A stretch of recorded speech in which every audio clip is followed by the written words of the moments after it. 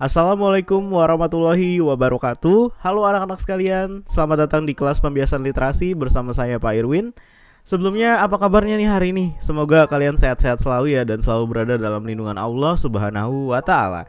Amin amin ya rabbal alamin. Nah, jadi untuk pembelajaran literasi kali ini kita akan belajar lewat video yang Bapak buat ya. Nah, video apa sih ini? Jadi seperti yang kalian lihat di layar, ini Bapak akan membacakan kalian sebuah buku tentang kesempurnaan yang membuatmu tak sempurna. Waduh, mungkin kalian akan langsung berpikir ya, apa tuh maksudnya ya? Kesempurnaan yang membuatmu tak sempurna. Nah, sebenarnya ini ceritanya cukup dalam sih teman-teman sebenarnya ya.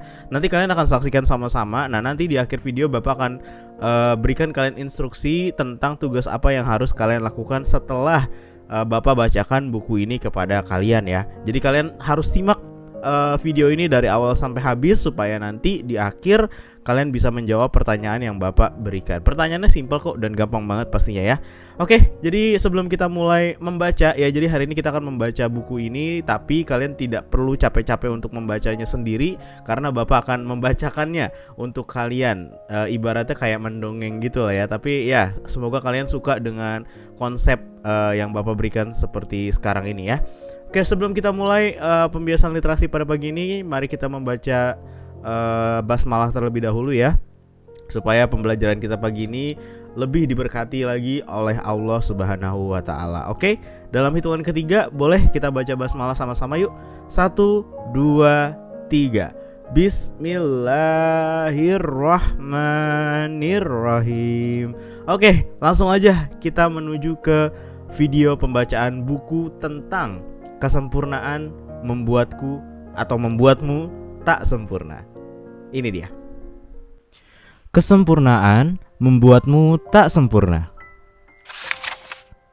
Alarm pukul 5 pagi. Wah, sudah pagi. Aku harus cepat-cepat ke sekolah.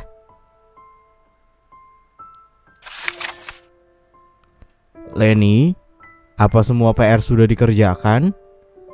Sudah ya. Hari ini ada ulangan kan? Iya ya. Tadi malam Leni sudah mempelajari semua materi ulangannya kok. Bagus. Kamu harus mendapatkan nilai bagus hari ini. Kamu harus mempertahankan prestasimu. Iya ya. Begitulah kehidupan Leni. Setiap hari ia menerima wejangan keras dari ayahnya agar Leni selalu mendapatkan nilai yang bagus dan juara 1 di kelas. Dan memang benar, sejak SD hingga kini ia duduk di bangku SMP, Leni selalu mendapatkan peringkat 1 di kelas. Pernah beberapa kali Leni mendapatkan nilai C. Setiap kali mengetahui hal itu, ayahnya langsung marah dan memukuli Leni. Ayah selalu menuntut prestasi yang terbaik pada Leni. Itu karena ayah Leni telah bergelar doktor dan mengajar sebagai dosen di sebuah universitas ternama. Leni, ingat, kamu harus mempertahankan prestasimu ya. Jangan mempermalukan nama keluarga kita. Lihat Kak Robi, ia sudah sukses bekerja di perusahaan ternama di London. Kak Amel juga bekerja di salah satu perusahaan besar di Amerika. Jadi, kamu tak boleh kalah dari mereka. Iya ya, kata Leni. Setibanya di sekolah, sebentar lagi ujian nasional. Kamu harus belajar sungguh-sungguh agar bisa masuk ke SMA favorit. Mengerti kamu? Iya ya, kata Leni lagi. Dorongan dari ayahnya itu membuat Leni menjadi orang yang sangat ambisius mencapai prestasi. Namun, hal itu sekaligus membuat Leni menjadi penakut. Sering khawatir dan cemas kalau prestasinya nanti akan turun. Menjelang ujian nasional, ketakutan Leni semakin meningkat. 3 bulan lagi ujian nasional tiba. Aku harus belajar. Aku harus bisa masuk SMA favorit, kata Leni. Pagi hari pergi ke sekolah, siang hari tidur siang, sore hari mengikuti les, malam hari belajar hingga larut. Begitulah rutinitas Leni setiap harinya.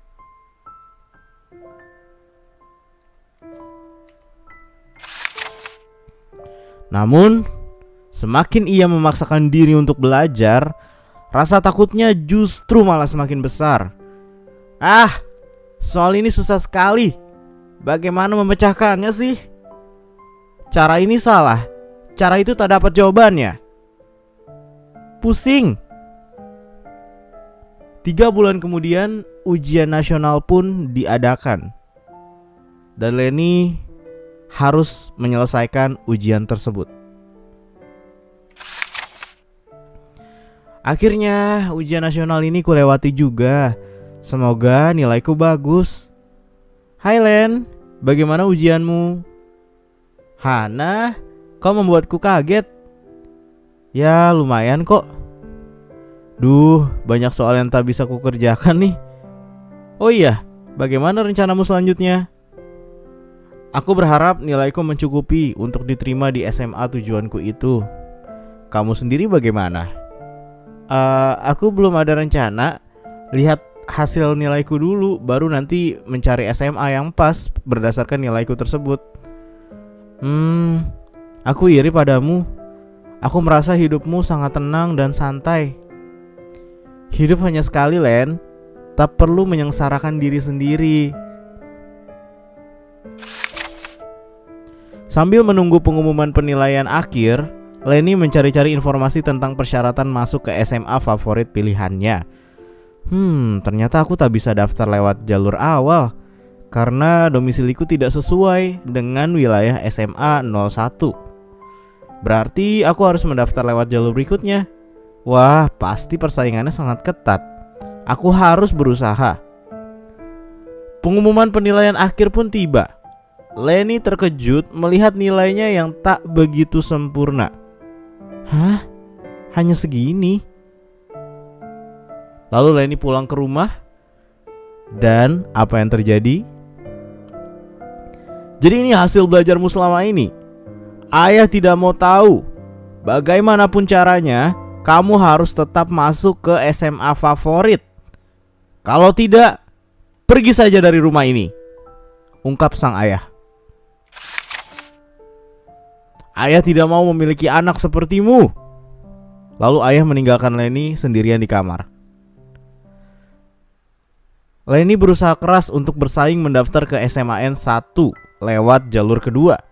Ia juga mengikuti tes, namun karena pikirannya sedang kacau balau, konsentrasinya pun buyar. Lalu tibalah Leni masuk ke ruang ujian masuk SMA 01. Alhasil, Leni berhasil disingkirkan oleh para pesaingnya. Ia tak berhasil diterima masuk ke SMA ternama itu. Leni sangat tertekan. Ia tak berani pulang ke rumah dan memutuskan untuk menginap di rumah Hana. Menginaplah dulu di sini sampai hatimu tenang, kata Hana. Iya nak, kami senang kok bisa membantumu, kata ibunya Hana. Namun bukannya tenang, perilaku Leni semakin hari justru semakin aneh. Ia selalu menangis jika mengingat masa lalu dan impiannya yang hancur. Ia juga mudah sekali marah. Leni, ayo sarapan bersama-sama. Tidak. Apa kau tidak lihat aku sedang terpuruk, Han? Kenapa kau tak ada rasa empati sama sekali terhadapku? Justru karena aku berempati, aku mau menolong dan memperhatikanmu. Ya sudah, menangislah sepuasmu. Aku tak mau peduli lagi. 2 minggu berlalu. Hana, ibu semakin khawatir dengan keadaan Leni. Selama ini ibu hanya bisa mengawasi Leni agar tidak melakukan hal ceroboh seperti bunuh diri. Lebih baik besok kita mengajaknya pergi ke dokter saja sebelum kejiwaannya makin terpuruk. Iya bu, ibu benar. Keesokan harinya Leni mengungkapkan semua bebannya kepada dokter Eva. Begitulah dok ceritanya. Saya takut dan menyesal. Saya takut menghadapi ayah dan masa depan. Saya juga menyesal karena tidak berusaha lebih keras. saya jadi merasa bahwa hal ini benar-benar bodoh dan tak berguna. Sempat terlintas di pikiran saya untuk mengakhiri hidup. Saya takut menghadapi masa depan, kata Leni. Jangan terburu-buru untuk bunuh diri, nak. Tidak ada yang salah dengan hidup dan masa depanmu. Saat ini kamu hanya sedang sakit saja. Sakit? Kata Leni. Ya, kamu menderita penyakit depresi, nak. Kamu salah memandang hidupmu, sehingga membuat dirimu sendiri tertekan dan berpikiran yang berlebihan.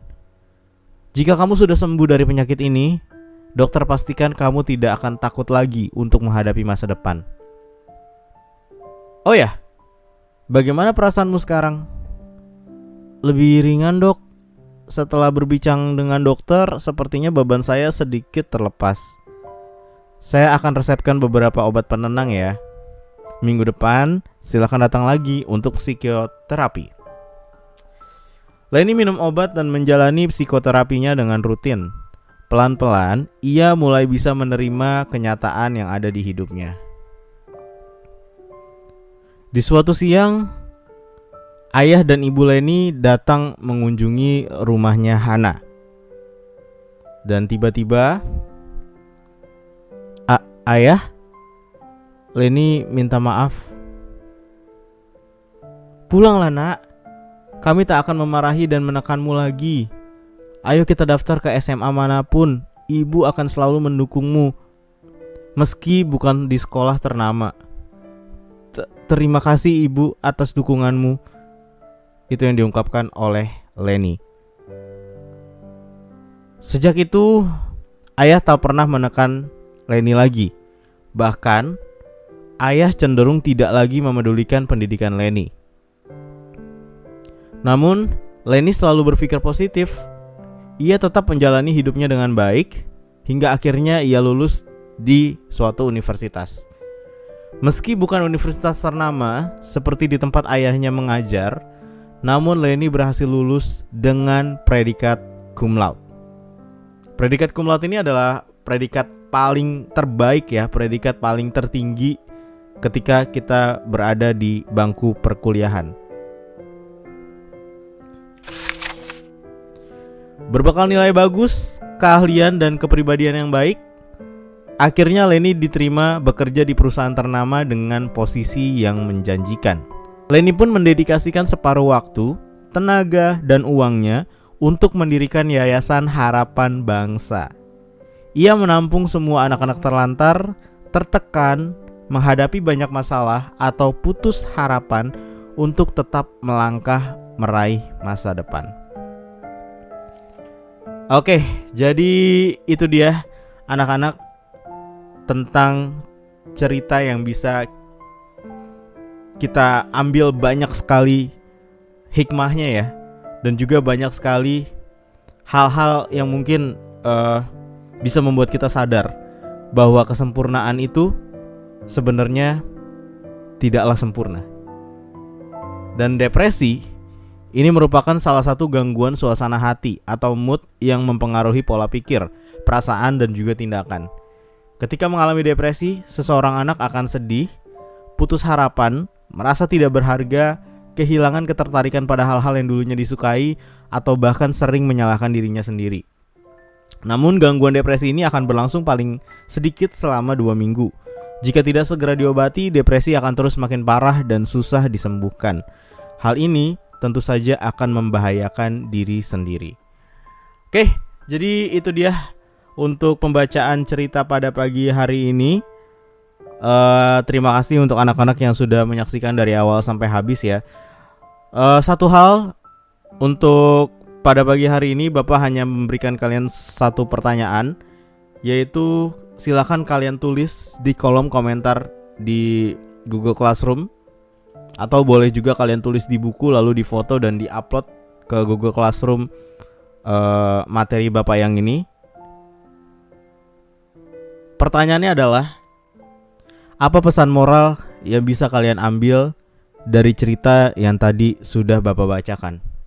Silakan kalian tulis dengan sebaik mungkin, dengan selengkap mungkin dan juga dengan berdasarkan apa yang sudah kalian saksikan tadi. Ya. Jadi itu saja untuk pembiasan literasi pada pagi hari ini. Terima kasih anak-anak sekali lagi, semoga bermanfaat. Wabillahi taufik wal hidayah. Wassalamualaikum warahmatullahi wabarakatuh. Selamat pagi.